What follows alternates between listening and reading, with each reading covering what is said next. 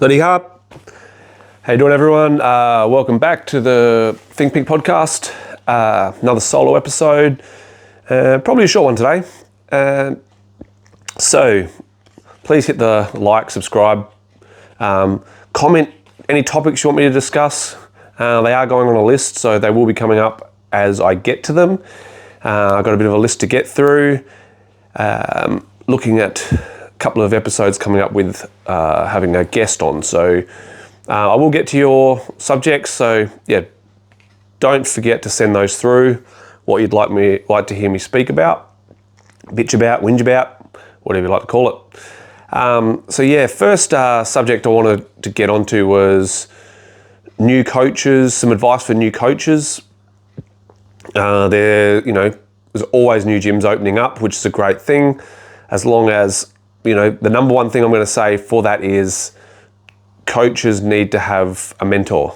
There needs to be someone who they're working with, who can teach them the yeses and the nos, the do's and don'ts in the sport. Really important.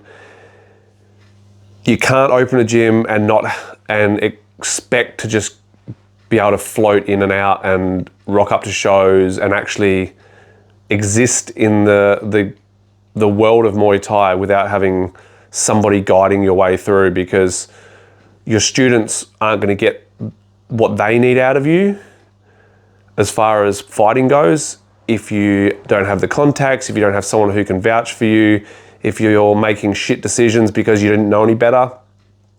That's why you need someone there to help you. You also need to, Jordan Fielding did a thing the other day talking about, like, if your trainer hasn't fought pro, then probably don't bother training with them, which I do agree with. But he also mentioned the lineage thing, which is where like the mentorship comes in. If you've got someone who hasn't fought pro, who's training you, which is okay, in my eyes, they have to have a lineage and they have to be able to say how they got to where they are and what they've learnt. And they need to still show that they're developing through whoever their trainer is. There is no, all right, this is my lineage.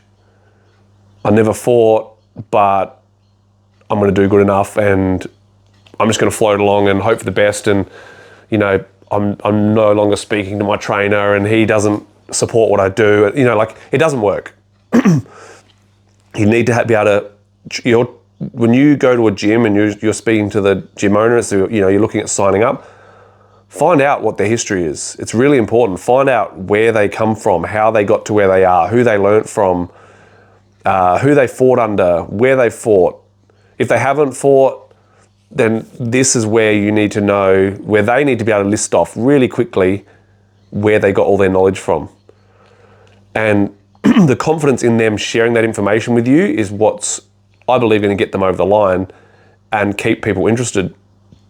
I have Benji, he's doing his own thing, as well as he's one of the trainers in my gym. He trains with my fighters, he holds pads, all that sort of stuff. And he's never fought and he would never fight, but he also doesn't have to. I've got his back for everything. So when he's doing the right things, he's come and spoken to me every step along the way with what he wants to do. He's taking small steps. He's being honest with me. He's not being a dog. So I'm there to help him. I'm there to then offer him some advice back, and I can then give him the little bits of information he needs to help him, fill in the blanks when the time comes when, he hasn't fought. Now he's going to be jumping in the corner with me. He's going to learn fighting from the corner instead of from in the ring, which is okay as well. You just got to make sure that people have done a lot of cornering to learn the game, learn to be able to corner without them not needing me there. Like, then he can go and do his own thing. Obviously, for his first few fighters, when the time comes, whenever that is, I would probably like to be in the corner with him just to help offer some advice and stuff like that. But yeah, make sure they've got a lineage and make sure they can tell you exactly where they come from and who has taught them what. The other thing is, if as a female walking into a gym, if the trainer in that gym starts making moves on you, if like the boss man, the gym owner starts making moves on you, then big red light, like get the fuck out of there. It's never going to end well when a trainer is willing to sleep with their students. When the gym owner is using the place as a pickup joint, I've never liked it. I don't agree with, I spoke about this a couple of episodes ago, I don't agree with sleeping within the gym, like, you know, trying to find your love of your life within the gym. I don't agree with it. And this is a big subject just on its own. A lot of men in this sport can become womanizers because they have spent so much time just focused with the sport. They don't have a social life. They don't have other places where they meet women. So the gym ends up being their place to do so, and it never ends well. And when I say never, it never ends well. Because if it's not today, then tomorrow or whatever, it can almost always end in a drama for the gym. If it's, you know, if a head trainer is trying to do that kind of stuff, he's probably being opportunistic. If he's trying to pick up one of his students or multiples or whatever. And unfortunately, it's way too common. You know, like you have that role model sort of position where people look up to you, and you can pick and choose between a lot of your female students as a trainer, and it's generally not a hard thing to do. Like you can actually pick up most of the girls in your gym at some point. Like if, you know, the ones who are single or whatnot, and the ones who are open to copping it, then they're probably willing to fucking cop it. And I don't believe a trainer should be the one doing that sort of stuff. They should show that they're the trainer and that's it. And leave that stuff out the door. You know, like you might be single as a trainer, as a gym owner. It doesn't make it right. It's being opportunistic. It's taking advantage of people who are looking up to you and looking at you as a coach, and you're taking advantage of that, as you're making that a weakness in them. And a lot of the time, a girl can feel pressured because, you know, they really want to be a fighter or they really want to make it somewhere in the gym, and all you're doing is trying to bang them. They end up saying yes. They end up doing it because they feel like you are not going to look after them. You're not going to put them in for fights. You're not going to do the right thing by them if you turn them down. And if that's the case, if you're in a gym and that is the case, you're feeling that, you feel like your trainer is not going to support you in the way you need supporting because you're not willing to suck his dick, get the fuck out of there. If they put on creepy vibes from the word go, get the fuck out of there. Man, some girls don't vibe with me. They think I'm nice to women and I'm friendly and I give everyone a hug and stuff. Some people don't like that. Cool. That's all right. I can guarantee I'm not trying to bang you. But some people, if you're uncomfortable with that, cool. But you can also tell me that, you know, I've had girls in the gym who I'm going to give a hug and they're like, oh, I'm not a hugger. I'm like, okay, cool. No worries. High five. But it's way easier just telling someone than it is being a pussy about it. So same thing happens if your trainer's trying to make moves on you or whatever and you're worried, just tell them that you're not interested. It's not the way you want to roll, and it's not how you do it. Because then you've told them, you've been straight up with them. They might not have known, then maybe they got the wrong idea. But if you end up giving in and doing whatever they're wanting you to do, then I'm sorry, it's never going to end well. And if you're only doing it because you're worried about missing out on opportunities and stuff, then probably that guy is a piece of shit. Really important one to remember. Stay away from gym owners who are trying to bang their students. It's not a healthy environment to be in. You shouldn't feel pressured to sleep with someone because you are wanting to be looked after like anyone else in the gym. Someone else gets treated this perfectly fine. Like one of the dudes getting treated perfectly fine, but you're not because you've turned the guy down. They're probably a piece of shit. Get the fuck out of that gym. And last subject for today is going to be about buying a belt. Buying a belt is the best description for it. ticket sellers being looked after so that they get opportunities for titles, I think is one of the most oldest recipes in the book, and it's made more shows collapse over the years than survive. There's only really one state where it still works, and it's the same state that has a lot of the dramas, and that's Queensland. There's still a lot of promotions doing the whole, I'm just going to look after this guy because he sells the most tickets.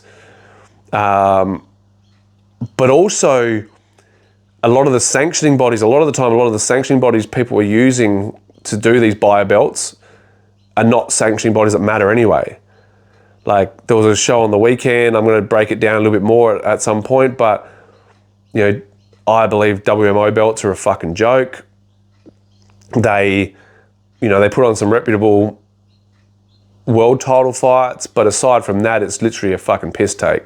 Everything underneath the world title fights, and even some of them are a joke, but everything under that is just, it might as well be WKBF or IKBF or whatever these other fucking fake belts are. And you've got to look at what judges they're using, whether they're using proper Muay Thai judges.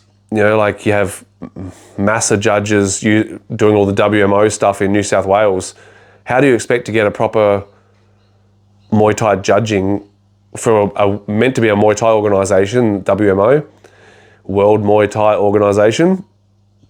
How can you run World Muay Thai Organisation shows and use judges who are from Massa, who are just kickboxing judges? And the minute you go backwards with Massa, you lose. It's impossible. So you're going to hear a little bit more about that, also on Ring Lovers. So if you're not following Ring Lovers, jump onto Spotify and have a listen to that. The episode coming out on Monday, I will have a bit of a talk about that. I may do a YouTube breakdown of a particular fight to show how badly the judging really was on this particular fight. But it's because they use Massa judges. We're fighting on a Massa show this weekend. We're fighting boxing. It honestly doesn't even fucking matter.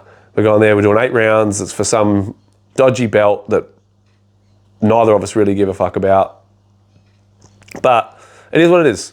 It's boxing. Boxing's very different to Muay Thai, how it's all run. Unfortunately, a lot of people in the Muay Thai scene are trying to do it the boxing recipe, and it's just shit. So if you're offered a title and you're not worthy, this is where trainers need to come in and go, hey, my guy's not one of the top guys, he shouldn't be fighting for that belt. Or you're getting fed to the sharks because old mate is quite good, but he sells a lot of tickets. Maybe as a gym owner, you've got to not try and take the opportunity while it's there. If you don't honestly believe you're, top ranked within Australia, then they shouldn't be getting put forward for Australian titles. State titles, I still believe it should be, 2 of the top 3 guys in the state should be getting the first opportunity at it. If someone is the Australian champion, then it should be 2 of the top 4, because obviously the Australian champion in a particular state, he's not going to be counted in that top 3, because he's already a level above. So then the challenges come, and the challenges have to qualify. Make sure that, as a promoter, as a trainer, only accepting fights that you're actually eligible for. You can't just say yes to a fight because you want to get a belt. It's the old recipe. It doesn't work. The real Muay Thai people see through it. All that's for is all the dumb people who you might sell some more memberships in the gym. You're being opportunistic in that way. You're trying to take advantage of people who don't know any better. They'll see, how the fuck is anyone in this gym a fucking Australian champion? It's pretty obvious to a lot of the people, but the uneducated will not know, and they'll see that and they'll go with it and they'll go, oh, okay, so this is what I need to do. This is the gym I need to be at I've got a lot of dodgy belts up in the gym. Literally none of them have any sway except for one MTA belt. The rest of them are all a fucking joke. Like, I've got a WMO world title hanging up in the fucking gym, and it means fucking nothing. So you need to make sure that you are only fighting for belts that you're eligible for. Promoters need to stop doing belts for tickets. Big ticket sellers get all the help, all the you know, all the offers for titles. They get to fight against Jelly Beans because they sold enough tickets to get another belt opportunity, so that there's a belt on that fucking show, so the show can sell more tickets. It's just a shit recipe. It doesn't work.